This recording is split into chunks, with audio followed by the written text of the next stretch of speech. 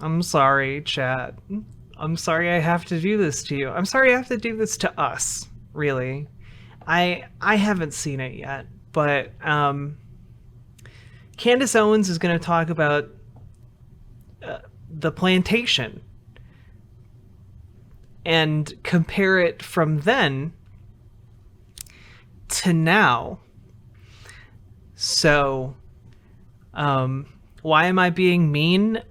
Because I need the subs and bits, and the best way for me to get the subs and bits is to be mean to you, chat. I'm sorry.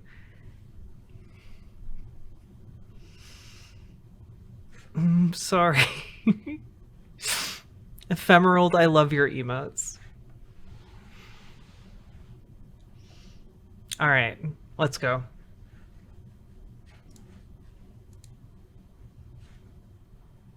In the first half of the 19th century, 4 million blacks worked as slaves imprisoned on plantations in the American South. They were prevented from learning how to read, their families were forcibly broken up, and if they tried to escape, they were severely and brutally punished. The owners of these plantations were almost without exception Democrats. And I'm all right.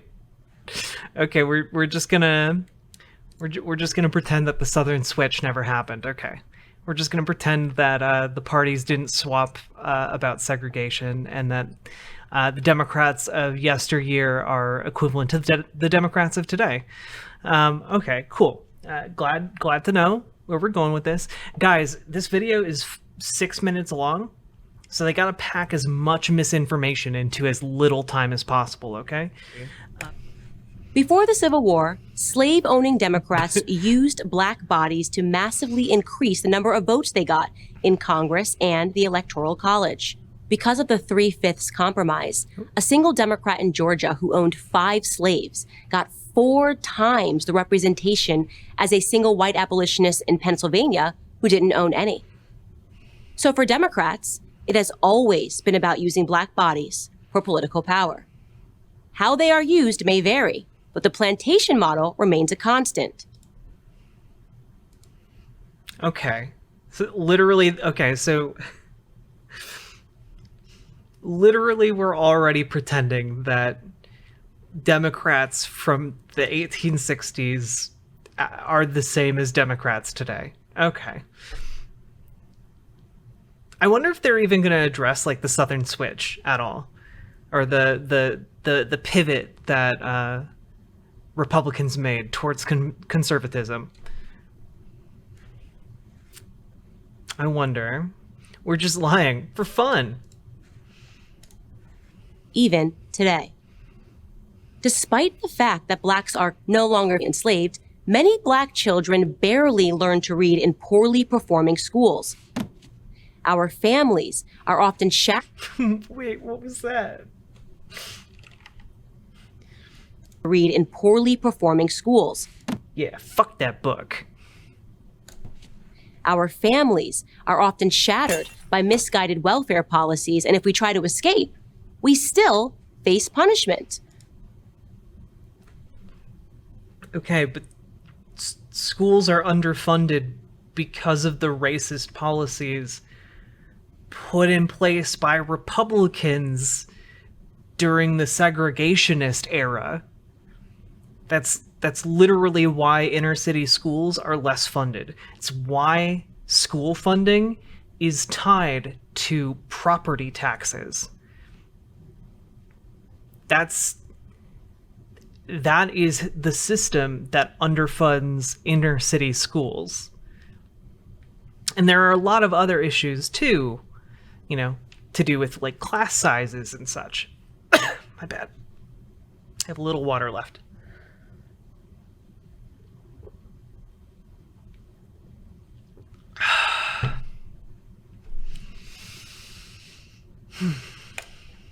Of course, the plantations of the 21st century. Oh, and also like the idea that like welfare is going to destroy your family by making your dad lazy is fucking stupid. The reason, by the way, the reason our current welfare system mostly has bad results today is largely as a result of means testing welfare. It's largely as a result of ineffective social safety nets. The much, much, much easier way of alleviating these concerns would be to adopt decommodification mixed with some kind of universal basic income. So if you really wanted to alleviate this problem, instead of arbitrarily testing welfare, you would instead have decommodified housing so that regardless of how much you make, you and your family have a place to live, okay? You would have decommodified food banks where people could get basic food stuff to survive. You would have decommodified healthcare so that people who are poor don't just fucking die. You would have decommodified power and water so that people don't, freeze to death or dehydrate themselves to death. You would have decommodified public education so that people could just fucking go to school to whatever level of achievement they want to go to instead of prioritizing what will make them the most money. If you have these decommodified systems in place and provide a UBI system of sorts that isn't means tested, that would be a system that would actually facilitate better outcomes. Right now, it is all centered around, how much money do you make? If you make over X amount, well, you suddenly get cut off from a bunch of different social welfare programs, which in turn incentivizes people to make less money, to work less. This is a problem not with the program itself, but with the means testing attached to the program to try and make sure the poors don't make too much. It's a poverty trap. Exactly. They need to stop anti-homeless architecture. Exactly. Let people sleep on a bench if they want to. Bit off topic, but our system in the US is so trash. Singapore punishes the unvaxxed by treating them like Americans, meaning they have to pay for their own COVID treatment. Yeah, that's fucking wild.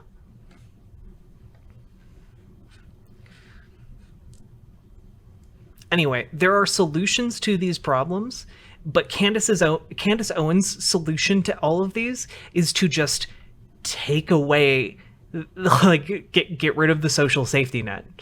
Like, her solution is, yes, poor black families should die, or poor black families should get vouchers to go to a private school that will become worse than their public school.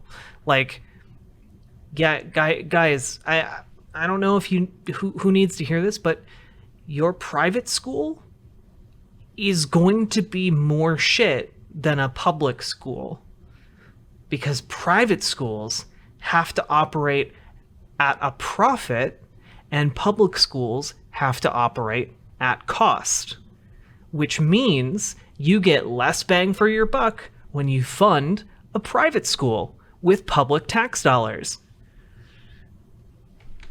And that's just like basic bitch economics,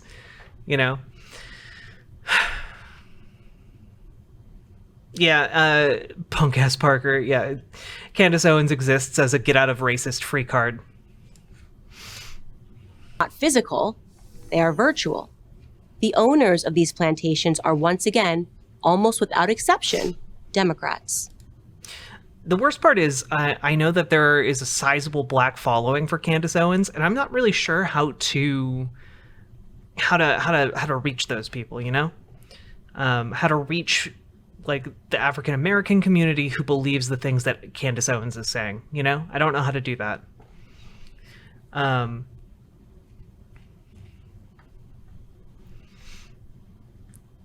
Okay, wait. So I need to follow this argument real quick. We're going to back it up a little. The 21st century are not physical, they are virtual. Oh, okay. So Okay, so modern plantation owners are Mark Zuckerberg and Jack Dorsey from Twitter. Okay, yeah, the modern plantation owners are just social media conglomerates. Okay. Owners of these plantations are once again, almost without exception, Democrats. Think about it. What today are certain areas of Chicago, Baltimore, Detroit, St. Louis, Atlanta, Milwaukee, and Philadelphia, all run for decades by Democrats, but virtual plantations? Wait, Candace, that's not what a plantation is. Wait. Her argument is okay, so I was wrong about the big I thought she was going to go in the big tech direction. Instead, she's just pointing out that like there are a lot of big cities run by Democrats, but a city isn't a plantation. That should be obvious on its face. And also, plantation owners owned people to exploit them for a profit. The mayor of Milwaukee doesn't own black residents and doesn't exploit them for a profit. What? All right, let's learn about the virtual plantations all of our modern day black people are stuck on.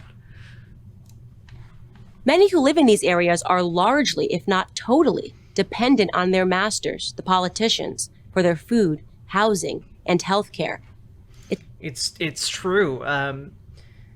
Democrat politicians are basically own slaves. This is Candace Owens? Absolutely. It's hardly a fair exchange. The politicians become wealthy. The residents become boat slaves. Like a few days ago, Chaotic Kitten. Sustained just barely by government transfer payments. And just like the plantations of yesteryear, which demanded a consistent breakdown of the black family to reinforce its system of buying and selling slaves, Democrats today incentivize similar family corrosion through their policies, fostering dependence not on mom and dad, but on the government. Yeah. Back in slavery times, families were broken up to be sold. And now the families are just breaking up.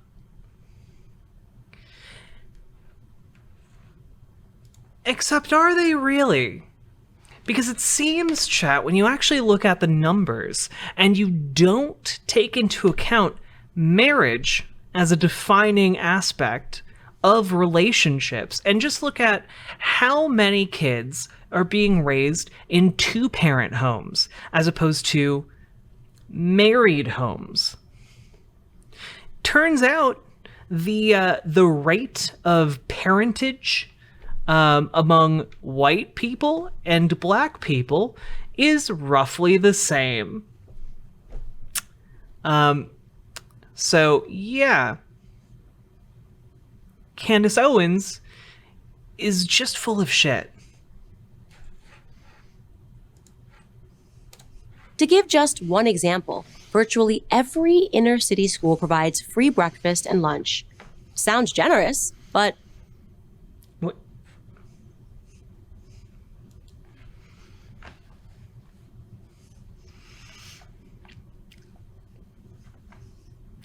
Candace,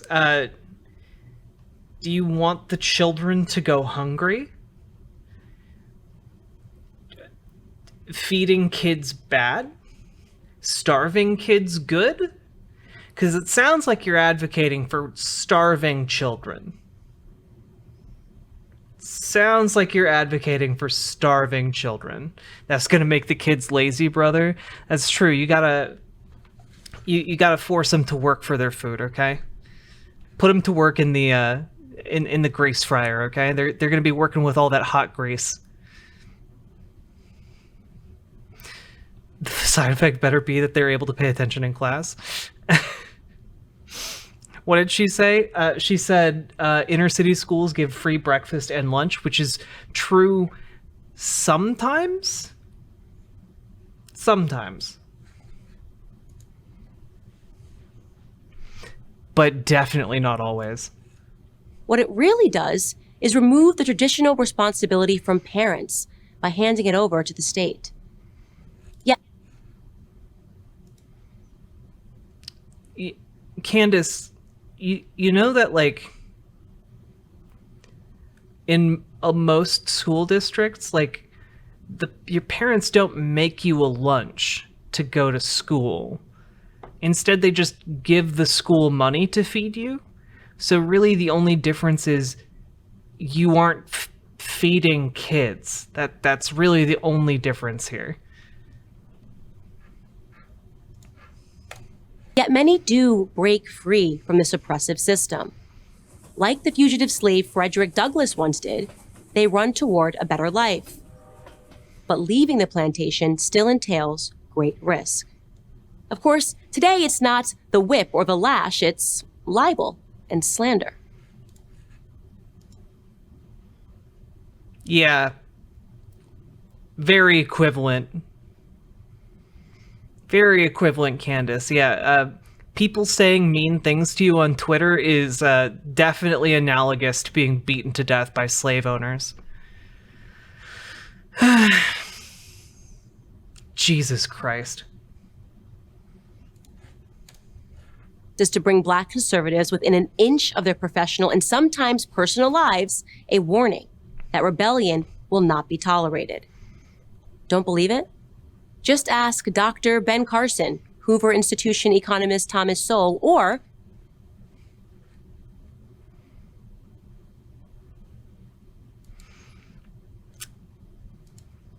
Thomas Sowell literally doesn't think that Black people should have gotten civil rights. He advocated against the civil rights movement and thinks that Black people were better off before it happened.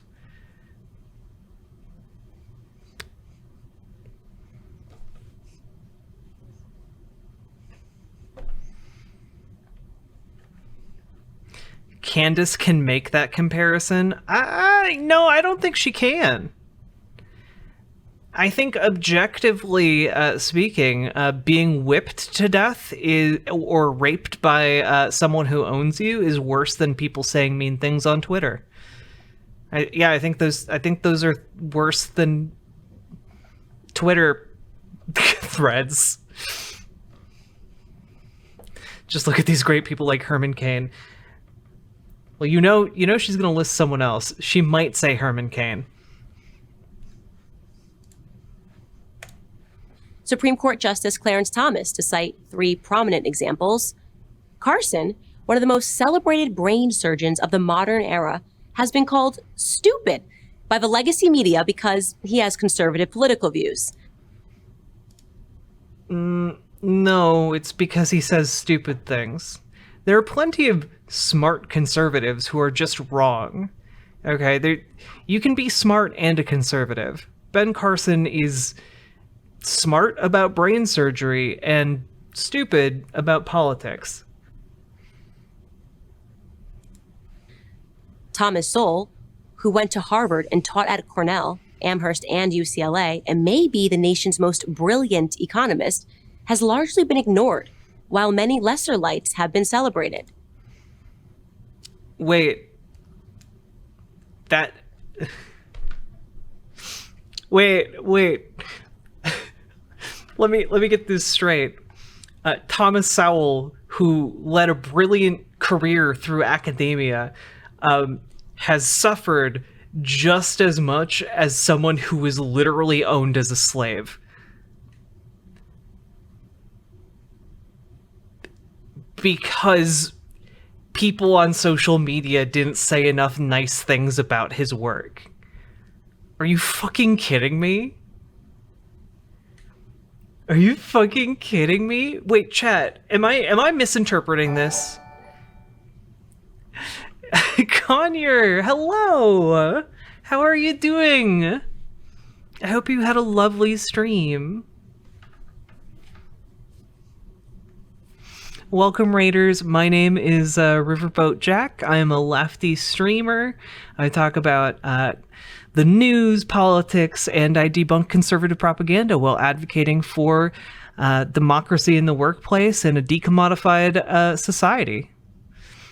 And we are covering a doozy of a video where Candace Owens argues that that someone ignoring an academic's work on social media is equivalent to being beaten to death by someone who owns you as a slave. That's these two things are equivalent to Candace. Hell's Fortune, thank you for the follow. Also, Raiders, please click the little picture of my face so I get credit for your lovely eyeballs, and consider dropping a follow button, because you know what, we like our Conyer content. And also, everyone in my chat, if you haven't followed Conyer yet, please do follow them. They are a delightful content creator and best Mario speedrunner you will ever see, okay? How do you not see the comparison? Wait, what? Wait, what's the comparison? Wait, are you trolling me? I've been streaming for almost 7 hours. I can't tell.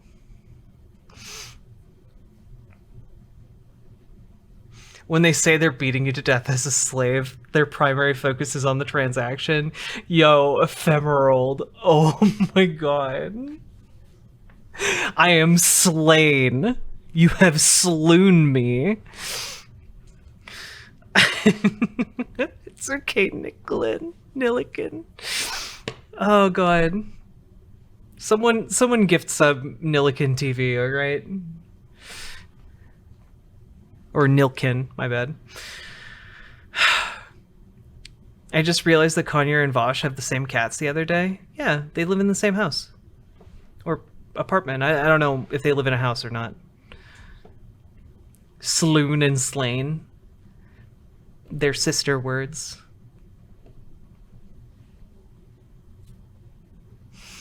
Alright, let's go. We live on a 5-kilometer CIA compound. I'm gonna tell Vosh you added him as a CIA agent. Nilkin, thank you so much for the subscription. I appreciate it. I do stream full time, and this is what I do, so thank you so much for supporting my work. I really appreciate it. Here we go. Back into staring at the void. Clarence Thomas, one of the luminous legal minds of our time, was the victim of a massive smear campaign during his nomination to the Supreme Court. Oh my fuck. Oh my fuck. Jesus. Fuck.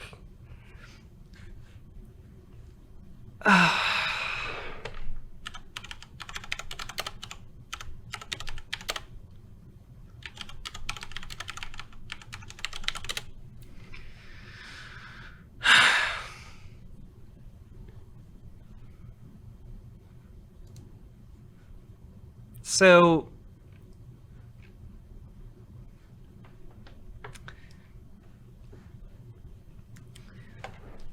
in 1991, President George H.W. Bush nominated Clarence Thomas. Let's see. Let's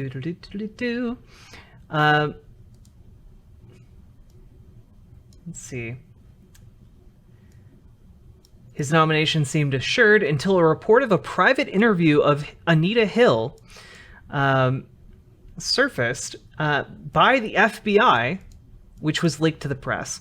The hearings were then reopened, and Hill was called to publicly testify. Anita Hill claimed in televised hearings that Thomas had sexually harassed her while he was her supervisor at the Department of Education and the EEOC. When questioned on why she followed Thomas to the second job after he had allegedly harassed her. She said working in a reputable position within the civil rights field had been her ambition. The position was appealing enough to inhibit her from going back to the private practice with her previous firm. She said she only realized later in life that the choice had represented poor judgment on her part, but that at the time it appeared that the sexual overtures had ended. Let's see. According to Hill, Thomas asked her out socially many times during her 2 years of employment as his assistant, and after she declined his requests, he used to work situations to discuss sexual subjects.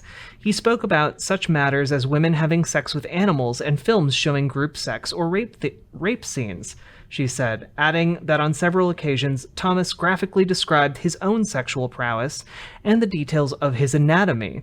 Hill also recounted an instance in which Thomas examined a can of Coke on his desk and asked, Who has put pubic hair on my Coke? During the hearing, Republican Senator Orrin Hatch implied that Hill was working in tandem with slick lawyers and interest groups bent on destroying Thomas's chances to join the Supreme Court. Let's see. 4 female witnesses reportedly waited in the wings to support Hill's credibility, but they were not called during the hearings. So no one backed her up. Let's see.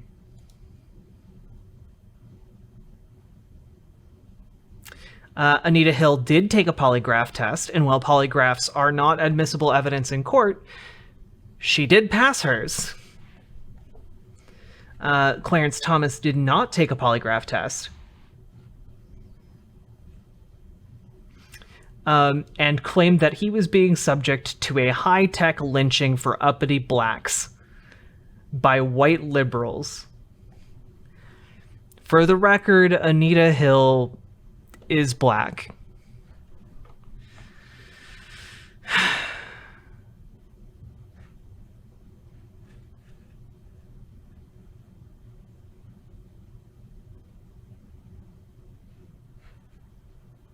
Oh, thank you, Archangel. I was just about to do that myself.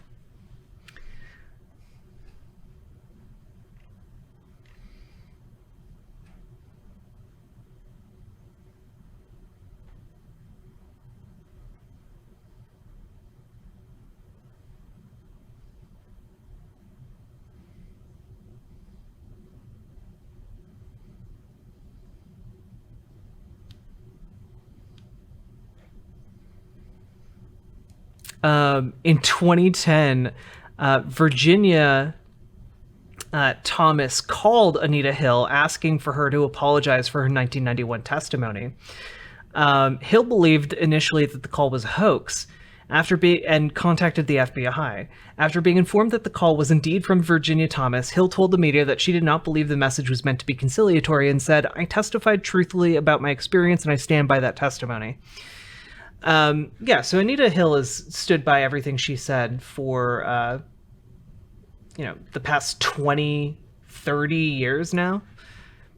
But sure, let's hear about how Clarence Thomas definitely did not talk to or imply that Anita Hill had put a pubic hair on his Coke. Because of his conservative views, his reputation was dragged through the media mud. This is how he described the experience. It is a high-tech lynching. Oh, God. Okay. The same quote I just read you. For uppity blacks who in any way deign to think for themselves, to do for themselves, to have different ideas. And it is a message that unless you kowtow to an old order, this is what will happen to you. You will be lynched, destroyed, caricatured, rather than hung from a tree. Today's plantation owners will do anything to hold on to what they see as their property. And he was definitely not guilty of what he had been accused of. Little wonder. In 2012, Barack Obama received 93% of the black vote. In 2016, Hillary Clinton received 88%. That dip was a critical factor in Clinton's loss. True. The Democrats know that they can't lose the black Wait, that was the first true thing that she said.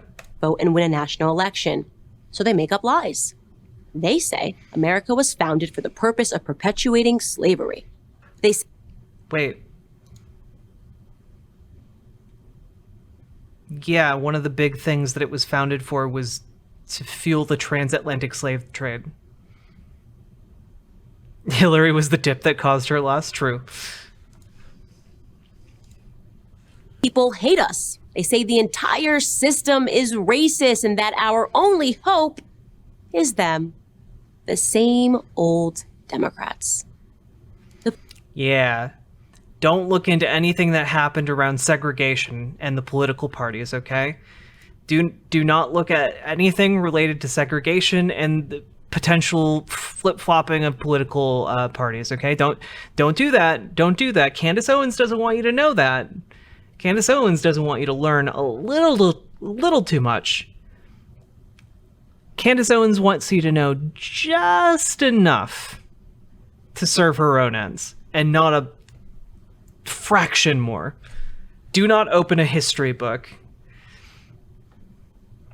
Do not learn about the Southern Switch.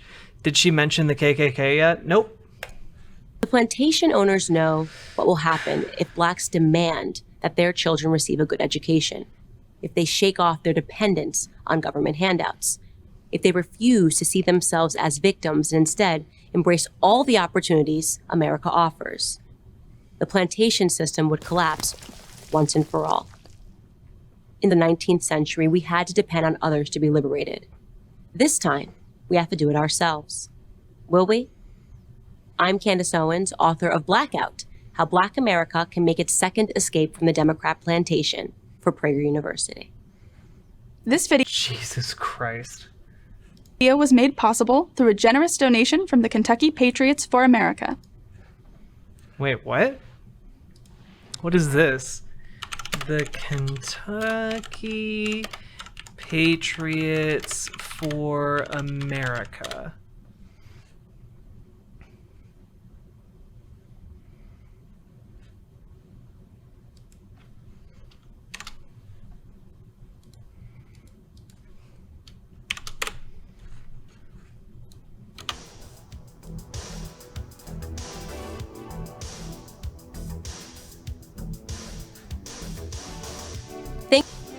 Wait.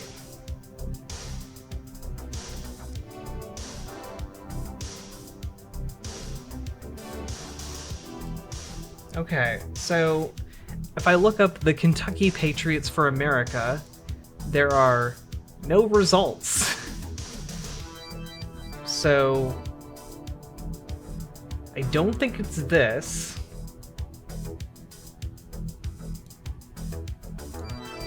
Is it this? Oh yeah. Oh fuck. Amazing. This can't have been updated like prior to I don't know. Optimized for wall screen. Wow, amazing.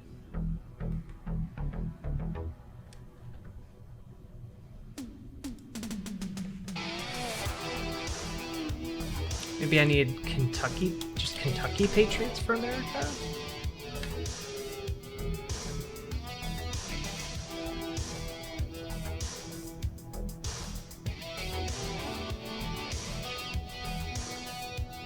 There isn't a group called this.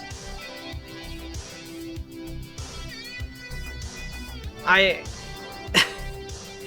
Potato Band Plug. I hope... Oh, I adore seeing you pop up in my chat, Potato Band Plug.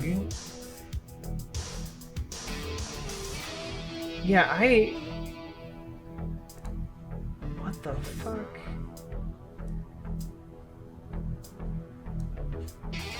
Thank you for watching this video. Maybe it's in the description here? I'd imagine it has to be in the description, right?